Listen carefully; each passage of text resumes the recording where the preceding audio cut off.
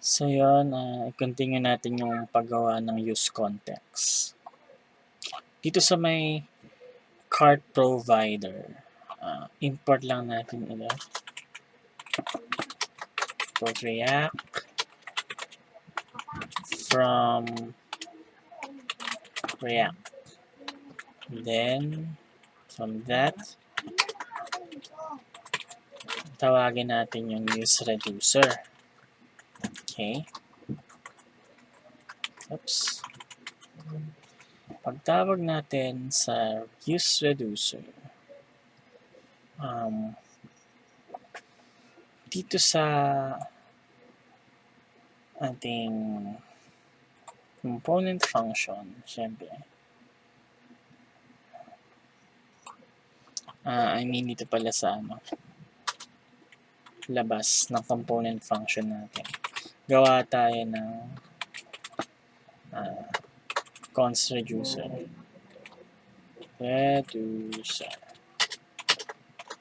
Okay. So, kung hindi nyo pa alam kung paano ang concept ni reducer, panoorin nyo yung video ko na may example ako doon at panilawanag ko in great detail yung use reducer kung paano siya ginagamit. Anyways, dito kailangan natin ng dalawang state. Hindi pala dalawang state. Dalawang parameter. Ang unang parameter is state and then sunod is action. Now, kailangan natin dito sa loob ng ating component function, tawagin natin sa use reducer at ang kanyang unang parameter is itong si cart reducer. At meron pa yung pangalawang parameter na kailangan, which is yung default state. So, gawan natin dito. Const default state.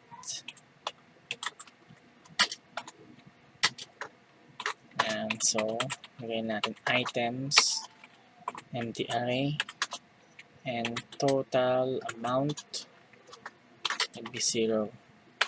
So, ito yung magiging default state natin. Yun yung laman. And then, const. So, meron tong dalawa. Ang una is yung state, and yung pangalawa is yung dispatch. So, tawagin natin tong cart state, and pangalawa naman, dispatch cart action. Itong dispatch na to, nag-return to sa atin ng action. Notice, state and action, state and action. And then, ang next nating gagawin is i-fire up natin to. Dispatch dito. So, bali, yan, dispatch cart action. So, it will turn to as a type and item. Sa type, lagay lang natin, ang pangalan is item, add. And then sa item, ito, yung parameter na to. Yan. And then, ganun din dito. Copy lang natin to. Dito sa may remove item from cart handler natin. Dito naman, ilagay lang natin remove. Tapos, ang item niya.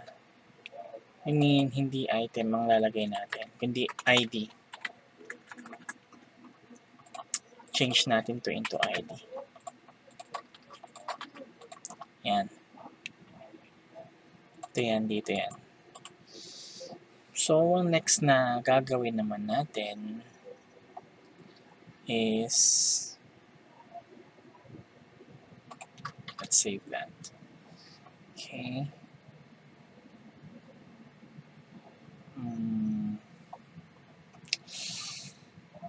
So, bali dito sa may cart reducer natin, ang return talaga nito is state. So, by default, i-return mo lang sa akin ang default state. Yan. So, ngayon, gagamit tayo ng if-else. If action.type is equals to add. Ito yung gawin mo.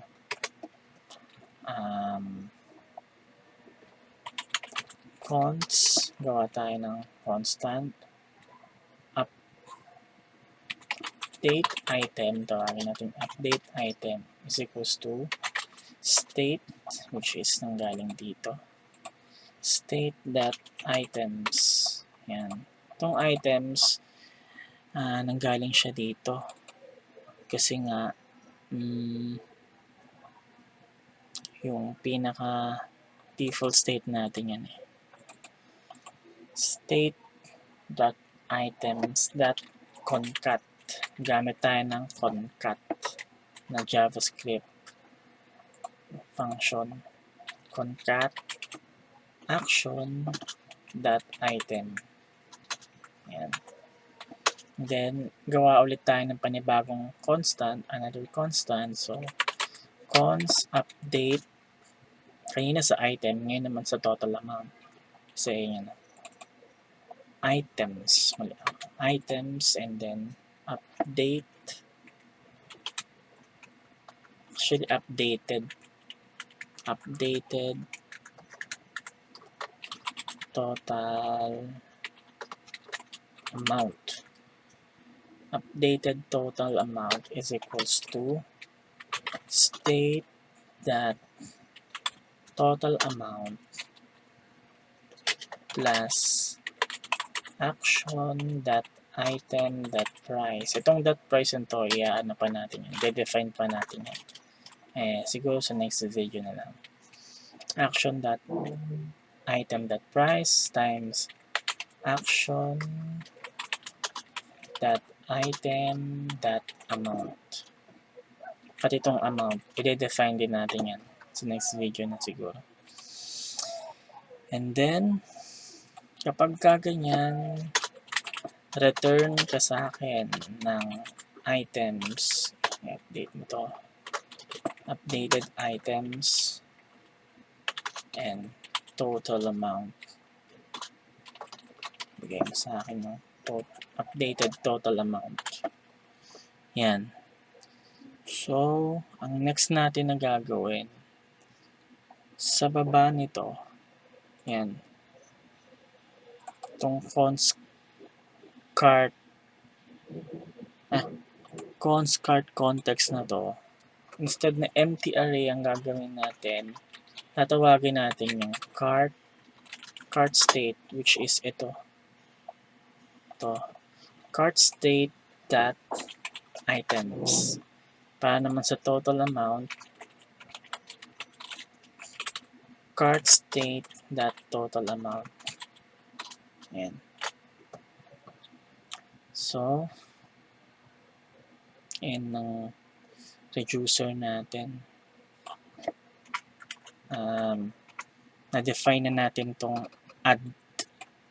At sa susunod na video, ito naman yung na-define natin. So, may nakalimutan ba ako? Let's see.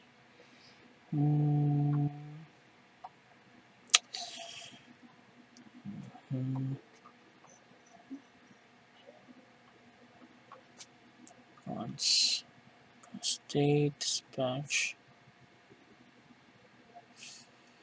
Wala naman na. So, yun lang sa ngayon. Thank you so much.